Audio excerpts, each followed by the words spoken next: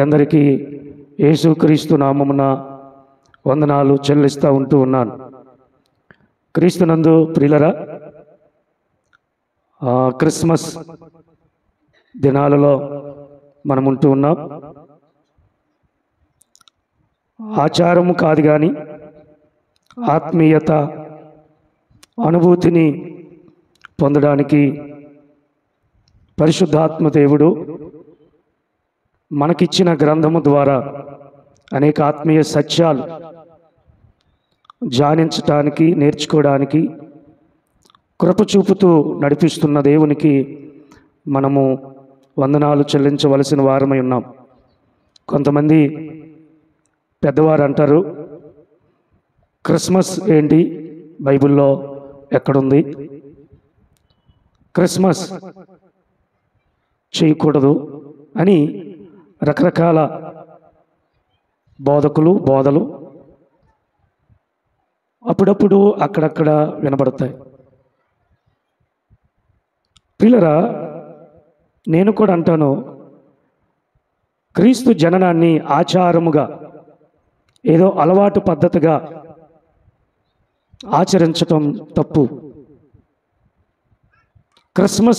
క్రీస్తు జననం అనేది ఒక మానవుని యొక్క బ్రతుకును బాగు చేయటానికి ఉపయోగపడినదే క్రీస్తు జననము. హల్లెలూయా, హల్లెలూయా, హల్లెలూయా. పండితులు, జ్ఞానవంతులు కొంతమంది బైబిల్లో ఎక్కడుంది క్రిస్మస్ అనే పేరు చూపించు అంటారు. క్రీస్తు జననము లేకపోతే క్రీస్తు యేసు మరణము లేదు. క్రీస్తు యేసు మరణము లేకపోతే క్రీస్తు యేసు పునరుత్థానము లేదు. క్రీస్తు యేసు పునరుత్థానము లేకపోతే యేసుక్రీస్తు రెండవ రాకడ లేదు. కాబట్టి యేసుక్రీస్తు జన్మించాడు అన్నది ఎంత సత్యమో, రెండవ రాకడ ఉన్నది అన్నది కూడా అంత సత్యం. కాబట్టి ప్రియమైన దేవుని బిడ్డలారా, అక్కడక్కడ అప్పుడప్పుడు మీకు తర్క వితర్కములు మీ దగ్గరికి వచ్చి వాదిస్తూ ఉంటారు. మీరు కూడా క్రిస్మస్ అనే పదం లేదు కదండి, అది చేయడం తప్పు కదండి, ఎవడు చేయమన్నా, నిన్ను ఆరాధన చేయమన్నా. క్రిస్మస్ అంటే ఆరాధన. యేసు జన్మించినప్పుడు ఆరాధన జరిగింది కాబట్టి ఆ ఆరాధన కూడా మనము కూడా చేస్తున్నాం. ఎవరైనా అడిగితే ఇది ఆచారము కాదు, ఆత్మీయ ఎదుగుదల, నిరీక్షణతో కూడిన సహవాసములో పాల్గొంటున్నామని చెప్పాలి. మత్తయి శుభవార్త 11వ అధ్యాయము 28వ వచనము నుండి 30వ వచనము వరకు చదవగా మనం విన్నాం. ఇది సుపరిచితమైన వాక్య భాగము. ఈ భాగమును బట్టి ఎన్నో సత్యాలను నేర్చుకున్నాం. ప్రయాసపడి భారము మోయు సమస్త జనులారా నా యొద్దకు రండి, నేను మీకు విశ్రాంతిని కలుగజేతును అనే మాట మీద ఎన్నో ప్రసంగాలు, ఎన్నో విధాలుగా మనము ధ్యానం చేసి ఉండవచ్చు. ప్రియులారా, ఈరోజు క్రిస్మస్ దినాలు కాబట్టి ఈ వచన భాగాన్ని మనము మనసు పెట్టి ఆలోచిస్తే, ఆ భాగాన్ని 3 సార్లు చదివితే, ప్రార్థన చేస్తే పరిశుద్ధ ఆత్మదేవుడు మనతో నేరుగా మాట్లాడడానికి ఇష్టపడతాడు. యేసుక్రీస్తు ప్రభుల వారు దివు నుండి భూమికి ఎందుకు దిగి వచ్చాడో,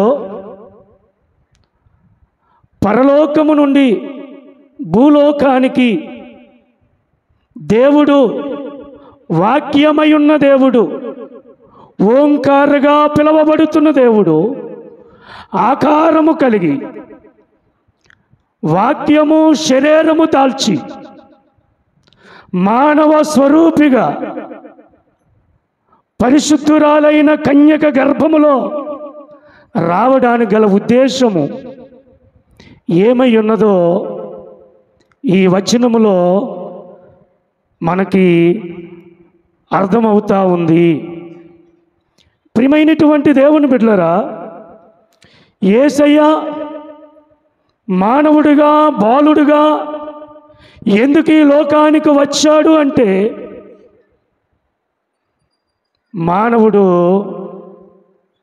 భారముతో ఉన్నాడు. మానవుడు తన జీవితము దేవునికి ఎడబాటైనప్పుడు, దేవుని మాట ప్రక్కన పెట్టినప్పుడు, దేవుని ఆజ్ఞను తృణీకరించినప్పుడు మానవ జీవితం కష్టాల జీవితం అయ్యింది. నీవు గచ్చ పొదలను దున్ని సేద్యము చేసి చెమట కార్చి నీవు నీ బ్రతుకును పోషించుకుందువు అని చెప్పాడు. అంటే మనిషికి ప్రయాసను బట్టి మనుషుని యొక్క జీవితము భారమైపోయింది. ఈ భారమును బట్టి మనుషుడు మొయ్యలేని భారాలతో మనుషుడు బాధపడుతూ ఉన్నాడు. అందుకే యేసయ్య ప్రయాసపడి భారము మోయిచున్న ప్రజలారా అని పిలిచాడు. ఎందుకు యేసయ్య ఈ లోకానికి వచ్చాడంటే ప్రజల భారములు మోయడానికి వచ్చాడు. హల్లెలూయా. ప్రియులారా, ఇర్మియా గ్రంథకర్త అంటాడు, మరి ఇర్మియా గ్రంథకర్త 23వ అధ్యాయము 36వ వచనములు అంటాడు, ఒక వ్యక్తి మాట వానికే భారమట, ఎవని మాట వానికే భారమట. నీ భారము మరొక మనిషి మోయలేడు. ఈరోజు భూమి మీద పరిస్థితులు మనం గమనిస్తే కుటుంబ భారాన్ని ఆ మోసేవాడికి ఆ కుటుంబ భారం ఎంత బరువుగా ఉంటుందో మోసేవాడికి తెలుస్తుంది. పిల్లలు ఇంకొకడు అంటాడు, నాకు పిల్లలు భారముగా ఉన్నారని మరికొంతమంది అంటారు. మరికొంతమంది అంటారు, అప్పుల భారముతో నలిగిపోతున్నానండి, ఈ అప్పుల భారాన్ని బట్టి నా ప్రాణము తల్లడిల్లిపోతుంది అంటాడు మరొకడు. అంటే అప్పుల భారము.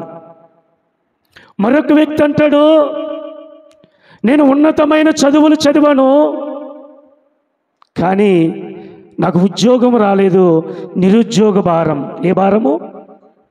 ఏమండి, ఆ వ్యక్తి ఉన్నతమైన చదువు చదువుకొని ఇంటిలో 3 పూటలు తిని చదువుకుంటూ ఉంటే ఆ తల్లిదండ్రులు అన్న మాట ఏంటో తెలుసా? బాబు, ఎప్పుడురా ఉద్యోగం కొడతావు?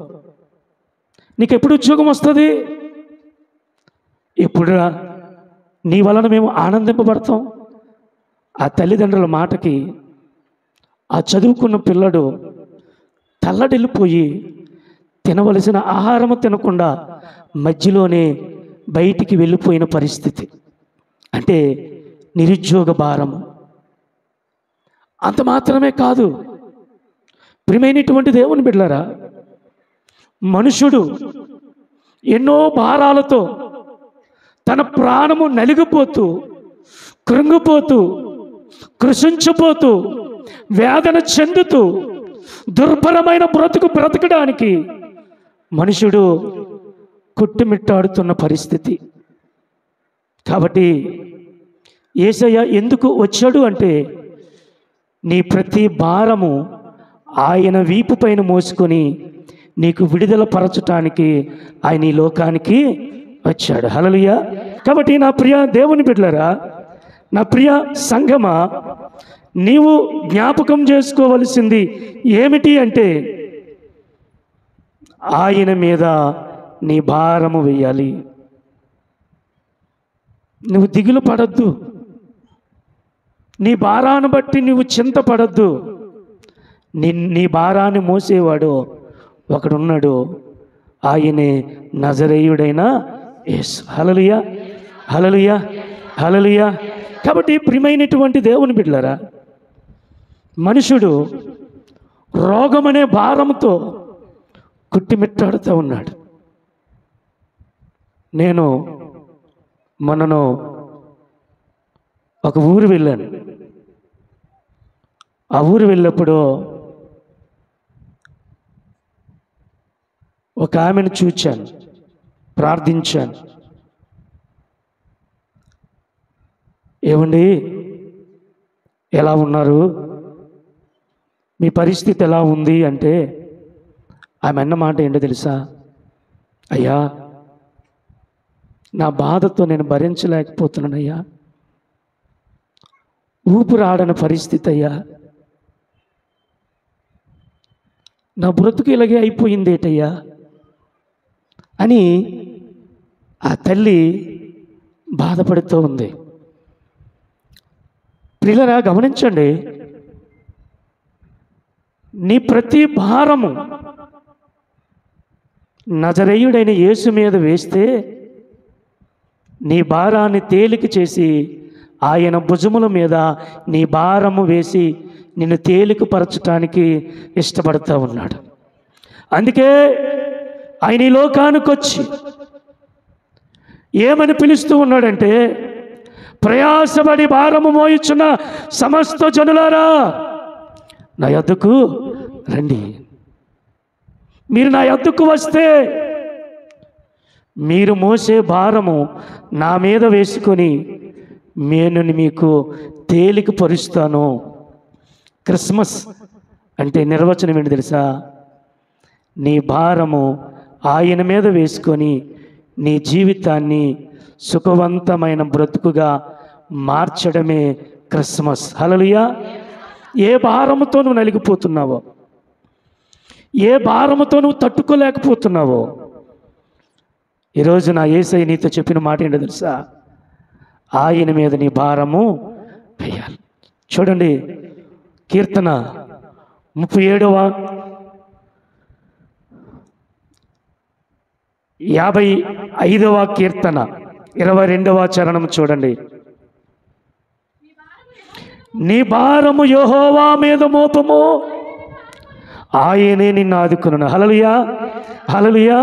ప్రియులారా, నీ భారము ఎవరి మీద వేయాలంటే నీ కొరకు రక్షకుడిగా పుట్టినటువంటి యేసయ్య మీద వేయాలి.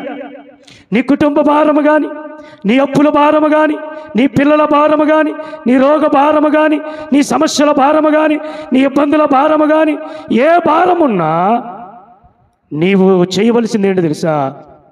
నజరేయుడైన యేసు మీద నీ భారము వేయాలి. కొంతమంది అనుకుంటారు, నా గుండె బలం ఉంది, మొయ్యగల సత్తు ఉంది, పర్వాలేదులే, నా భారం నేనే మోసుకుంటానంటే, తమ్ముడు నేను అంటాను, నీ భారము సెకండ్ కూడా మొయ్యలేవు, ఒక్క నిమిషం కూడా నీ భారము మొయ్యలేవు.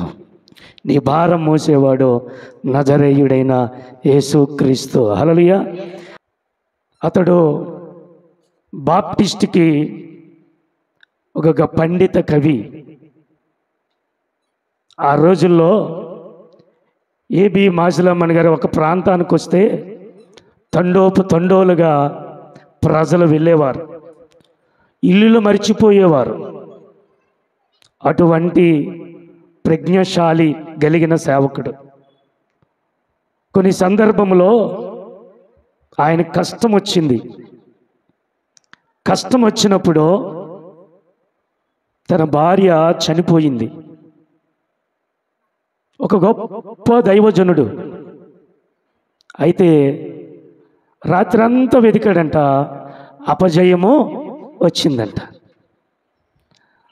అప్పుడు దేవుని మీద భారాన్ని వేసి ముందుకు వెళ్ళినప్పుడు తన ఆశ తీరిందని ఆ మొదటి చరణములో ఆయన తన అనుభవాన్ని వ్యక్తపరిచాడు. ప్రియమైనటువంటి దేవుని బిడ్డ, కొన్నిసార్లు మన జీవితాలు ఫెయిల్యూర్ అయిపోతాయి. మనం ఎంత ప్రార్థనాపరులమైనా, మనం ఎంత భక్తి కలిగిన వారమైనా, మనం ఎంతటి నిరీక్షణ పరులమైనా, మన యాత్రా జీవితంలో కొన్నిసార్లు ఫెయిల్యూర్ చూడవలసి వస్తుంది, అపజయాలు మూట కట్టుకోవలసి వస్తుంది. అటువంటి సందర్భాల్లో మనం అధైర్యము పడకూడదు. అటువంటి సందర్భాల్లో విసుగుదల చెందకూడదు. అటువంటి సందర్భాల్లో దేవుని మీద సనగకూడదు. దేవుడు ఎందుకో నేను పరీక్షించటానికేమో, ఎందుకో దేవుడు నీకు మంచిది ఇవ్వడానికేమో. కాబట్టి కొన్నిసార్లు నీ ఫెయిల్యూర్ అయినప్పుడు నీ భారము ఎవరి మీద వెయ్యాలి? దేవుని మీద వెయ్యాలి. నేను మా పెద్దోడిని, నాన్న ఎగ్జామ్స్ రాస్తున్నావు, ఏటి నేను ఉద్యోగం కొట్టవా అన్నాను. నేను ఎప్పుడు కొడతావు? మాకు ఎప్పుడు నవ్వు అందిస్తావు? అలాగైతే నేను ఇండివిజువల్ సేవ చేసుకుంటున్నా, ఈ బాప్టిస్ట్లో మరి చేయను, ఎంతవరకు చేసింది చాలు అని నా కొడుకుతో నేను అన్నాను. డాడీ ప్రార్థన చేయి, దేవుడు తప్పకుండా ఇస్తాడు అన్నాడు. నిజమే, నా ఇద్దరు కొడుకులకు దేవుడు ఉద్యోగం ఇస్తే నేను ఇండివిజువల్ సేవ స్టార్ట్ చేస్తాను. అది ఎక్కడ చేస్తానో నాకు తెలీదు. దేవుని పిలుపుని బట్టి, దేవుని చిత్తాన్ని బట్టి నేను తీర్మానం చేసుకుంటూ ఉన్నాను. యేసయ్య నా ఆశను తీర్చునుగాక, యేసయ్య నా కోరికను తీర్చునుగాక. నా బొందులో ప్రాణం ఉన్నంత వరకు, బొగ్గలో శరీరం ఒదిగినంత వరకు ఆ పాదాలు, దేవుని పాదాలు పరిచర్య చేసుకుంటూ నేను చచ్చిపోతే సేవ ప్రసంగం చేస్తుండగా చచ్చిపోవాలి. నా కోరిక అది. ప్రియమైనటువంటి దేవుని బిడ్డలారా, ప్రియమైనటువంటి సంఘమా, భారము మోసేవాడు యేసు క్రీస్తు వారు. ఈ లోకానికి ఎందుకు వచ్చాడు అంటే, ఈ లోకానికి దేనికోసం వచ్చాడంటే, ప్రయాసతో భారం మోస్తున్న సమస్తమైన ప్రజల కోసం, వారి భారాలు మోయటానికి యేసు ఈ లోకానికి వచ్చాడు. అందుకే నీ భారము యెహోవా మీద మోపాలి. నీ భారం ఎవరి మీద మోపాలి? యెహోవా మీద మోపాలి.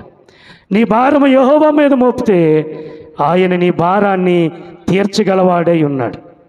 చూడండి ప్రియులారా, సామెతల గ్రంథం 16వ అధ్యాయము 3వ వచనం, నీ పనుల భారము యెహోవా మీద నుంచము, అప్పుడు నీ ఉద్దేశములు. నీ భారం ఎవరి మీద ఉంచాలి? ప్రియులారా, అనేక క్రిస్మస్ దినాలు అనుభవించాం. ఈరోజు పరిశుద్ధాత్మదేవుడు నీతో నాతో అంటున్న మాట ఏంటి తెలుసా? నీ పనుల భారాలన్నీ దేవుని మీద ఉంచా. అప్పుడు ఏం చేస్తాడంటే నీ ఉద్దేశాలన్నీ తీరుస్తాడు. ఏం చేస్తాడు? నీ ఉద్దేశాలన్నీ. ఒకరోజు ఒక సేవకుడు ఒక ఊరు వెళ్ళాడు. ఆ సేవకుడు ప్రతిరోజు కూడా ఆ మార్గాన్ని వెళ్ళిపోతూ వస్తూ ఉన్నాడంట. ఆ రోడ్డు ప్రక్కన ఒక సహోదరి ఇల్లు ఉందంట. ఆ సహోదరి ఆ దైవజనుడి దగ్గరికి వచ్చి వంగి నమస్కారం చేసి, అయ్యా కొంచెం మీ ప్రాణం అలసట తీర్చుకుందరు, కొంచెం నా ఇంటిలోనికి మీ అడుగు పెట్టండి అన్నదంట. దైవజనుడు అన్నాడంట, అమ్మా చాలా బిజీగా ఉందమ్మా, తర్వాత వస్తానులే అని చెప్పేసి దాటవేత వేసి వెళ్ళిపోయాడు. ఒకరోజు రానే వచ్చింది. ఆ తల్లిగారు ఆ దైవజనుని ఎలాగైనా నా ఇంటిలోనికి తీసుకుని వెళ్ళి ఆయనకి ఏదో ఒకటి ఆతిథ్యం ఇవ్వాలి అని హృదయములో నిశ్చయించుకొని ఆమె తీర్మానం చేసుకొని సిద్ధముగా ఉంది. ఆ దైవజనుడు రానే వచ్చాడు.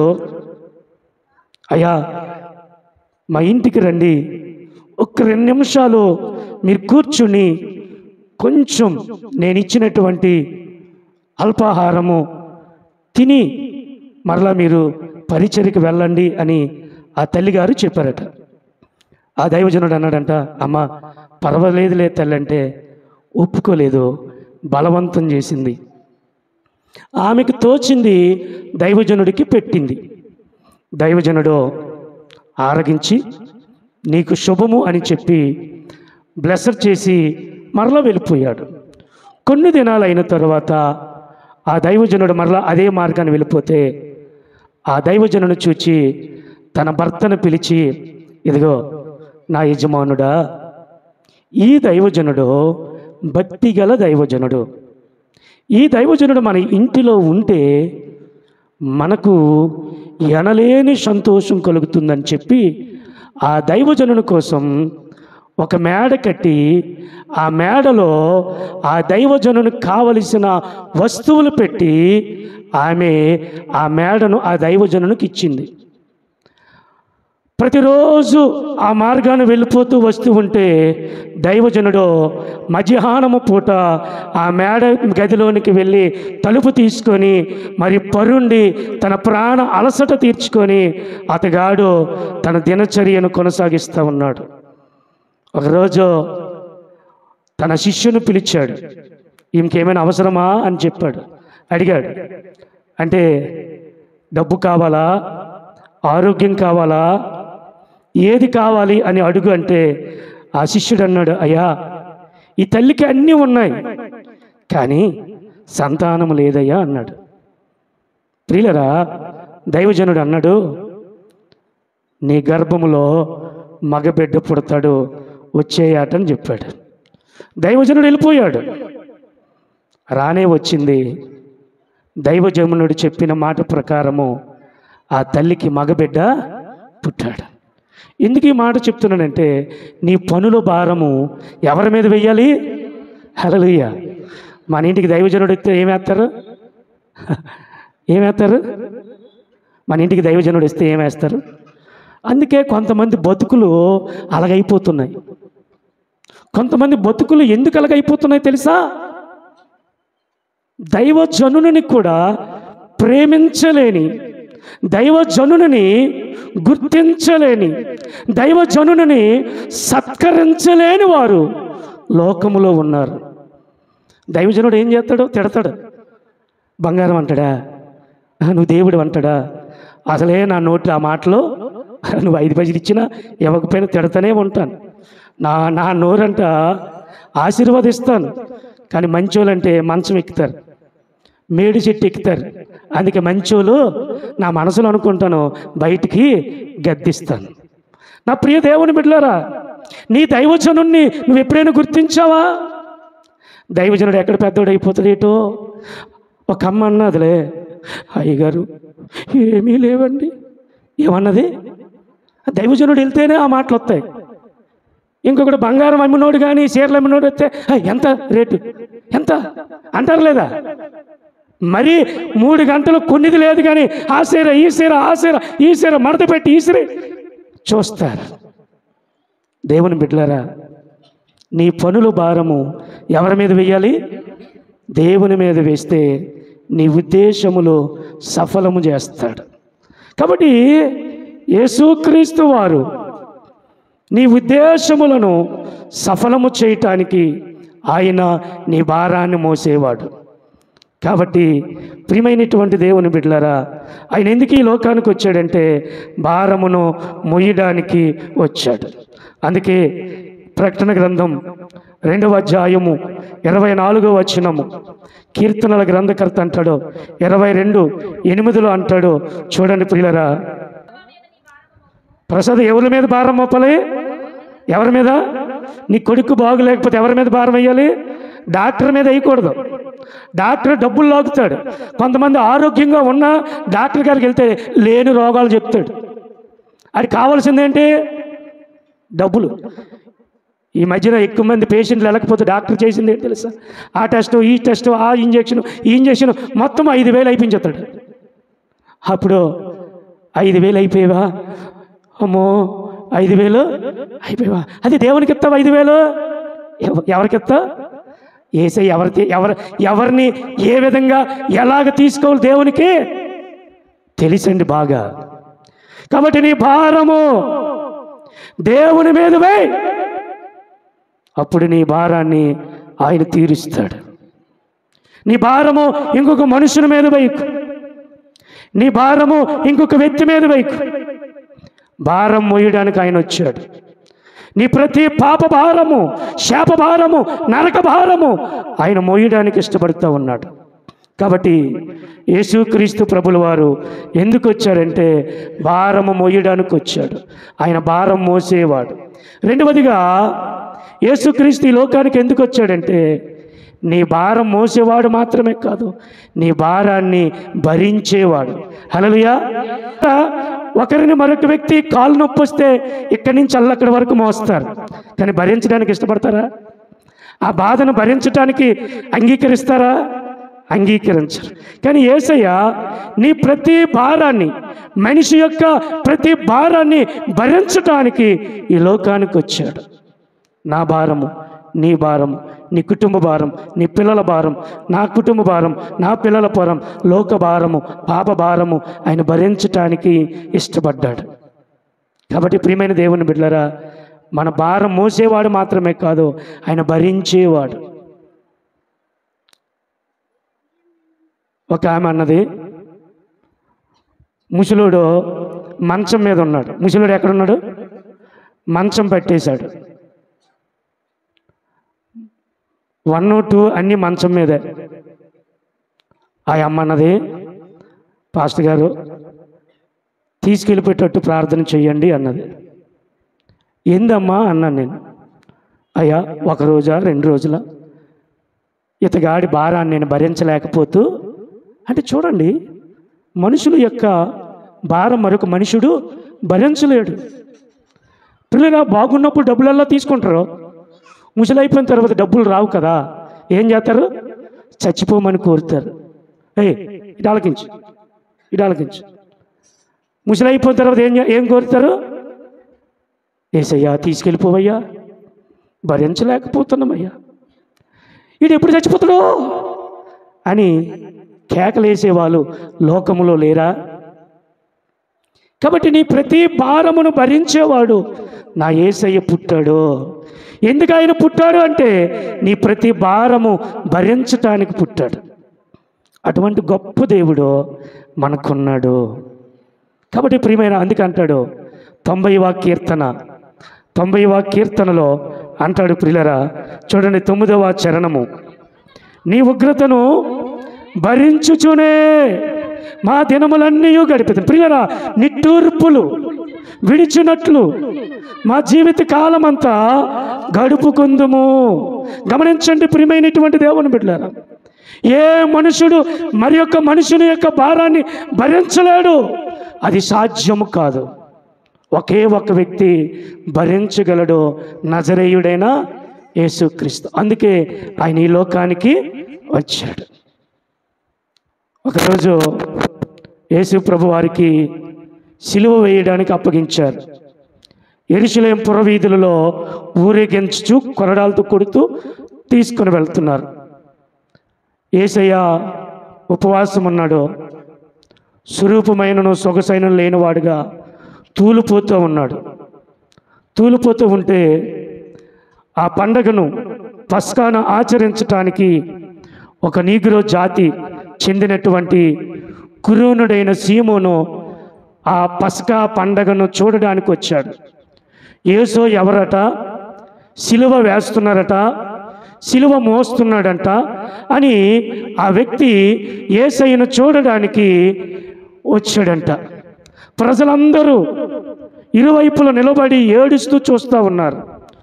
కురునుడైన సీమోను బలాఢ్యుడు, ఎత్తరగలిగిన వాడు, గుండె బలము ఎక్కువ ఉన్నవాడు.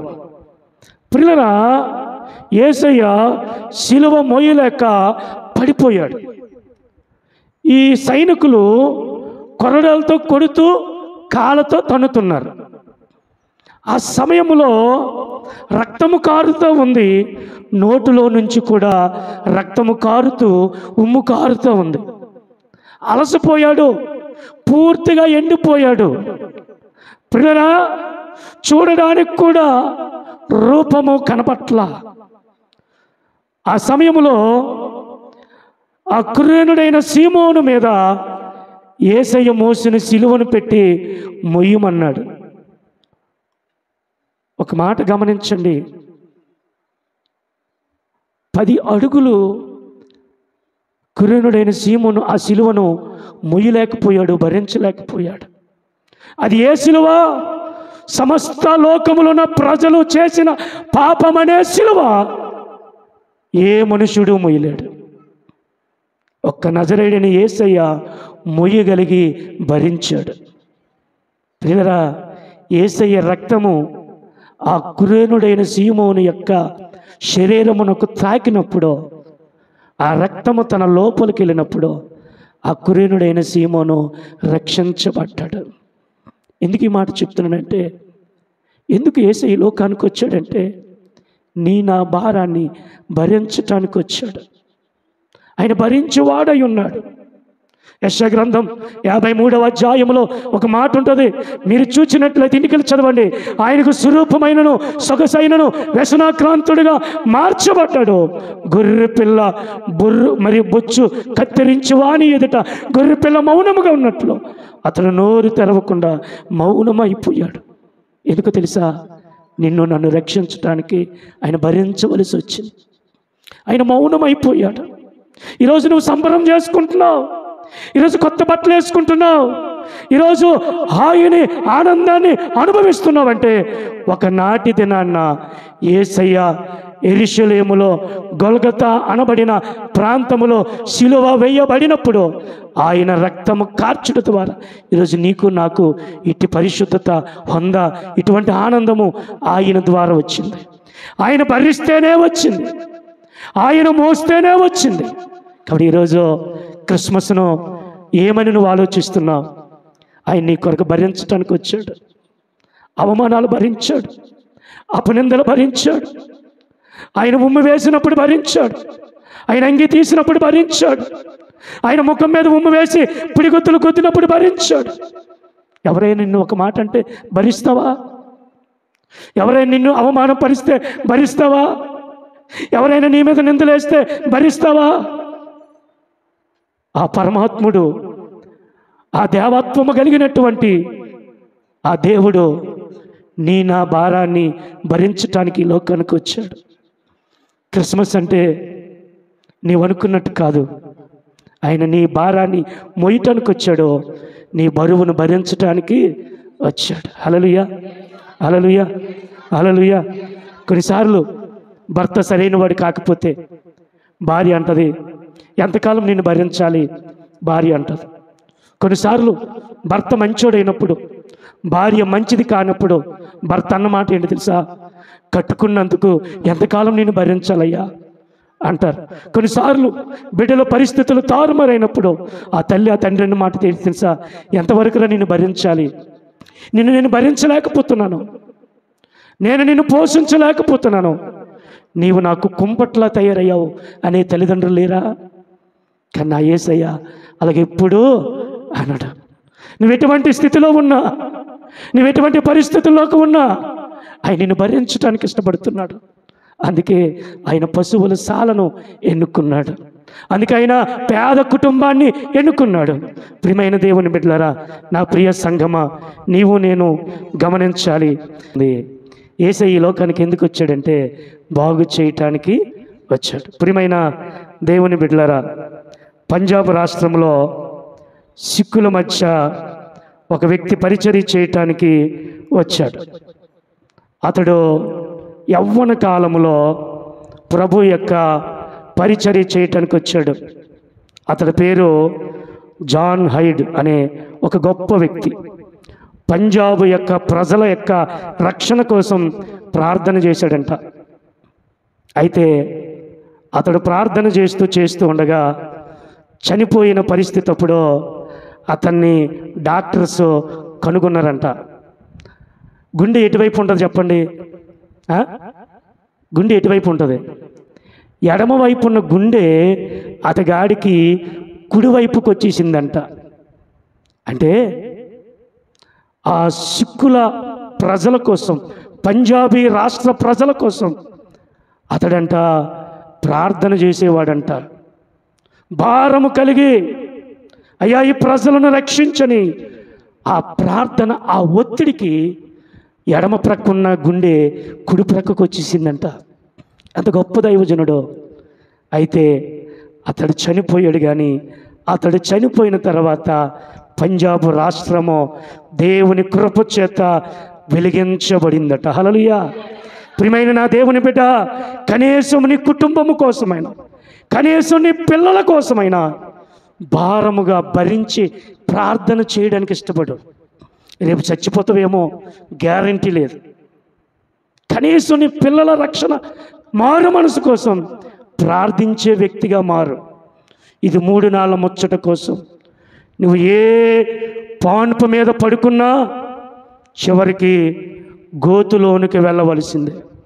నువ్వు బంగారపు బట్టలు ధరించినా, పట్టు వస్త్రాలు ధరించినా చివరికి దిగంబరిగా వెళ్ళవలసిందే. అయితే నీ కుటుంబం కోసం భారం ఉందా? నీ కుటుంబాన్ని ఏ విధంగా భరించడానికి ఇష్టపడుతూ ఉన్నావు? వాళ్ళ కోసం నువ్వు ప్రార్థన చేస్తున్నావా? ఆ జాన్ హైడీ అనే ఆ గొప్ప దైవజనుడు పంజాబ్ రాష్ట్రం కోసం అంత తీవ్రతగా ప్రార్థన చేస్తే ఈరోజు నీ పరిస్థితి, నా పరిస్థితి ఎలా ఉంది? మనుషులు కనబడవాలనని నటించిన బ్రతుకులు చాలు, వేషధారణ బ్రతుకులు చాలు. అయిపోయింది. నీకు 70 సంవత్సరాలు, 60 సంవత్సరాలు, 80 సంవత్సరాలు, 30 సంవత్సరాలు, 40 సంవత్సరాలు వచ్చేసిందే, నువ్వు అనుభవించింది చాలు. ముసలైపోయిన వ్యర్థమైన వాటికి ప్రాకులాడడం సిగ్గులేదు. కట్టుకున్న భర్త ఉండగా పరపురుషుడి కోసం చూస్తున్న సిగ్గుమాలిన చూపులు ఎంతకాలం చూస్తావు? సిగ్గులేదు? ఎంతకాలం దుర్బలమైన బ్రతుకులు బ్రతకడానికి అల్పబుద్ధితో బ్రతుకుతావు? మారు. నీ భారాన్ని మోస్తున్నాడు ఆయన, నీ భారాన్ని భరిస్తున్నాడు. నిన్ను బాగు చేయటానికి ఆయన ఈ లోకానికి వచ్చాడు. నా ప్రియ దేవుని బిడ్డలారా, క్రిస్మస్ పేరు చెప్పి అనేకమైన క్రీస్తుకు వ్యతిరేకమైన పనులు చేస్తూ పండగ అనుకుంటే అది నీకు దండగ అవుద్ది, అది నీకు శాపం అవుతే ఆశీర్వాదం రాదు. ఇది నాన్న ఆయన ఎందుకు వచ్చాడో, దేనికోసం వచ్చాడో, వచ్చిన ఆయన నీ కోసం, నా కోసం ఏమి చేశాడో అవి నువ్వు గుర్తిస్తే నీ బ్రతుకు బాగు చేసుకోవడానికి ఇష్టపడతాడు. చాలు, ఇంకా లోకాశలు ఎందుకండి? ఇంకా లోక మమకారం ఎందుకండి? మన తెలుసా, 3 రోజుల క్రితం 2 రాష్ట్రాల భూకంపం వచ్చింది. మన తెలుగు రాష్ట్రాలకి, ఖమ్మం, అలాగే ఖమ్మం ప్రక్కన ఉన్నటువంటి ప్రాంతాలకి భూకంపం వచ్చింది. ఏమండి, వైనాడు లాంటి తుఫాను వస్తే మన పరిస్థితి ఏంటి? ఒకసారి ఆలోచించవా? దేవుని బిడ్డ, నీ హృదయము దేవునికి ఇవ్వు. నువ్వు దేని కొరకు చింతపడద్దు. నా పిల్లలిది, నా పరిస్థితి ఇది అని దిగులు చెందొద్దు. ఆయన నీ కొరకే, నా కొరకే పుట్టాడు. నీ ప్రతి భారము ఆయన మోస్తున్నాడు. నీ ప్రతి భారాన్ని తేలికపరిచేవాడు, భరించేవాడు, బాగు చేసే దేవుడు. అందుకే యేసయ్య ఈ లోకానికి బాలుడిగా జన్మించి వలసి వచ్చింది.